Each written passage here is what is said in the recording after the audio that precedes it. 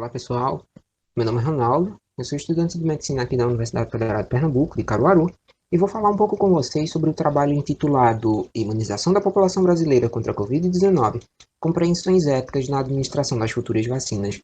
Esse trabalho ele também contou com a participação do meu colega de turma Rafael Domingos Vasconcelos e com o nosso professor Saulo Ferreira Feitosa. Então, vamos para a introdução. Bem, pessoal, uma coisa que é interessante de se destacar é que nunca, na história moderna, houve um impulso tão urgente para o desenvolvimento de uma vacina. Desde o estabelecimento da atual situação de pandemia, o mundo sonha com a chegada de uma vacina que pudesse ajudar a frear esses efeitos tão sérios causados pela Covid-19. Por isso, pode-se dizer até mesmo que muitos dos principais laboratórios do mundo inteiro, tanto públicos como privados, iniciaram uma verdadeira corrida contra o tempo em busca de uma vacina eficaz, já que a geração ou até mesmo a criação de uma imunidade é uma das únicas ou talvez a única ferramenta que pode impedir a propagação do vírus, que pode impedir a propagação do vírus. Porém, com o desenvolvimento dessas vacinas, surgem sérios problemas éticos que colocam em xeque a própria implementação e a aceitação dos futuros programas de imunização. Por isso, e agora chegando nos objetivos, nós tivemos a intenção de tentar compreender quais são os diferentes dilemas éticos que estão envolvidos na administração das futuras vacinas contra a Covid-19 na população brasileira. Para isso, agora na metodologia, nós realizamos uma revisão integrativa, que é aquele tipo de revisão que possibilita sintetizar e sistematizar o conhecimento. Nossa revisão ela aconteceu agora em meados de novembro de 2020 e fizemos uso das bases de dados da Science Direct e da BVS, que é a Biblioteca Virtual da Saúde. Para a construção da nossa chave de busca, nos baseamos nas palavras-chave. Palavras-chave: bioética, ética, imunização e coronavírus, que são encontradas lá nos descritores em ciências da saúde, acrescidos dos sinônimos Covid-19 e SARS-CoV-2, todos eles combinados com os operadores booleanos AND ou OR. E depois da construção e da aplicação da nossa chave de busca, selecionamos os filtros texto integral, títulos de publicação relacionados a vacinas e trabalhos que tivessem sido publicados em 2020. Com isso, 40 artigos foram encontrados. Destes, 5 foram selecionados por apresentarem títulos e resumos condizentes ao objetivo da pesquisa e por não serem cartas ao editor. Com isso, nós abrimos a nossa discussão. De maneira geral, com a chegada das vacinas, previsivelmente nós encontraremos no futuro 2 cenários sucessivos no tempo. A princípio, teremos 2 ou 3 vacinas disponíveis, as que conseguiram passar por ensaios clínicos de segurança e eficácia, mas que terão uma produção limitada, o que não permitirá vacinar toda a população. Já em um segundo momento, mais tarde, em que os efeitos de segurança e eficácia das primeiras vacinas tenham sido verificados na população vacinada, a produção das vacinas que foram verificadas como mais eficazes e seguras, ela terá sido aumentada. E isso permitirá a vacinação da maioria da população, ou seja, isso permitirá a chamada vacinação em massa. E aí, diante desses 2 cenários, um dilema ético que se levanta diante dessa escassez inicial de vacinas é o de quem devemos vacinar. Porque, diante da falta desse recurso de saúde, nós precisamos pensar em quais serão os critérios de inclusão, ou até mesmo quais serão os critérios de priorização dos grupos de usuários que podem ter acesso à vacinação. Porque quando a gente pensa nessa questão de quem devemos vacinar, é preciso deixar claro que, ao invés de igualdade, precisamos de equidade na distribuição das vacinas de acordo com a análise dos riscos e benefícios que ela pode trazer para a aplicação em determinados grupos da sociedade. Nesse ponto, é quase que um consenso que profissionais de saúde e idosos serão os primeiros destinatários das vacinas. Mas, depois de quem vacinar, devemos pensar no dilema da vacinação obrigatória versus vacinação não obrigatória.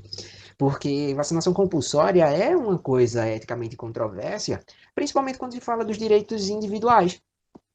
Então, seria ético que um profissional de saúde se recusasse em ser vacinado se o Estado quiser forçar a vacinação a todos os profissionais de saúde? É óbvio que todos sabemos que uma simples recomendação de uma vacina por si só não rende bons resultados, principalmente quando a gente olha para programas de imunização que já são bem consolidados no Brasil.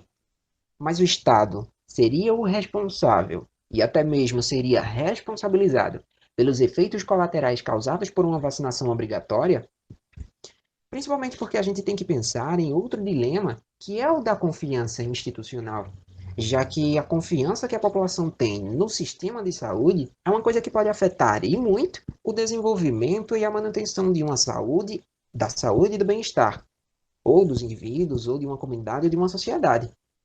Classicamente, em modelos críticos como esse da pandemia, em momentos críticos como esse da pandemia, alguns teóricos apontam que a confiança institucional tende a diminuir, principalmente porque a experiência dos indivíduos não está diretamente ligada à instituição, e sim às pessoas que estão representando essa instituição.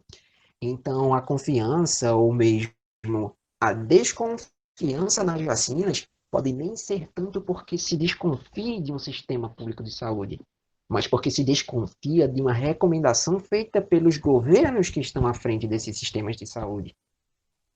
Por fim, outro dilema que surge é o da segurança dessas vacinas.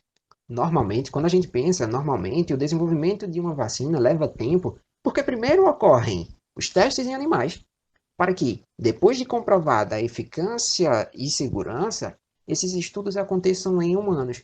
Mas, diante da urgência, alguns grupos estavam realizando testes de eficácia e segurança em animais e humanos, em paralelo, ou diretamente em humanos voluntários. E isso colocou à prova a própria segurança e eficácia dessas vacinas que irão chegar. Então, para concluir, uma coisa que a gente tem que pensar é que por trás desses dilemas éticos que irão aflorar com a chegada da vacina, está o debate bem mais amplo que se refere aos modelos éticos usados na tomada de decisões em matérias de saúde pública. Porque uma coisa é você pensar em uma ética normativa, a chamada ética da terceira pessoa, que teria na figura do Estado o agente legal que poderia, por exemplo, obrigar uma vacinação, e outra coisa, diferente dessa ética normativa, é você pensar em uma ética de virtudes, que tem como foco o papel do indivíduo na tomada de decisões sobre sua saúde. Então, mais do que impor a vacina, dizendo que ela é importante, que ela reduz riscos da Covid-19, que ela é isso, que ela é aquilo, é preciso incutir nas pessoas que a vacina será um dos meios de se alcançar o maior de todos os bens de um indivíduo, que é a saúde. Então, ao invés de ficarmos em um pode ou não pode, em obrigações ou proibições, é preciso mostrar aos indivíduos que é sua a responsabilidade moral de ser vacinado contra a Covid-19, porque isso é um instrumento válido para se alcançar uma boa saúde a nível individual e coletivo. Então, a ideia de um programa de imunização contra a Covid-19, ele não deve partir apenas de cima para baixo, mas também de baixo para cima, empoderando os indivíduos para que eles consigam, através de uma ética de primeira pessoa, ter uma ação responsável que possa garantir a proteção efetiva de toda a comunidade. E isso, meus caros, só é possível de se conseguir através da comunicação. Porque se a arma mais importante contra a doença é a vacina, a segunda arma mais importante será a comunicação. Uma comunicação de informações que, de fato, ajudem os cidadãos a construir uma ética da responsabilidade pautada no reconhecimento do valor médico, social e moral que a vacina trará à população brasileira. É isso, pessoal. Essas são as minhas referências, algumas das minhas referências. Obrigado.